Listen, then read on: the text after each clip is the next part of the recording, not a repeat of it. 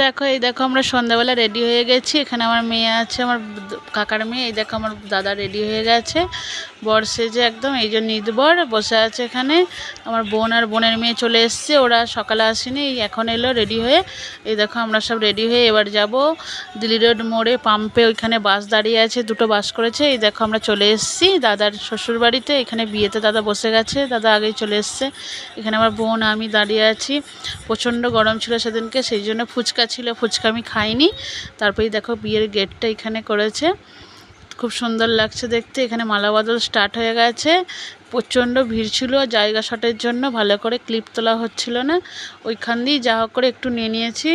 এই দেখো এখানে বিয়ে অলরেডি স্টার্ট হয়ে গেছে, কারণ দাদা আগে চলে এসছে। মালা বদল হয়ে গেছে, এবার এখানে হস্তবন্ধন হবে। এই দেখো আমাদের বৌদি, দাদা, খুব সুন্দর লাগছে। তারপর আমরা ডিনার করতে বসে গেছি। এই দেখো সব অল্প অল্প করে খেয়েছি, মেনু কার্ডটা একবার দেখে নাও।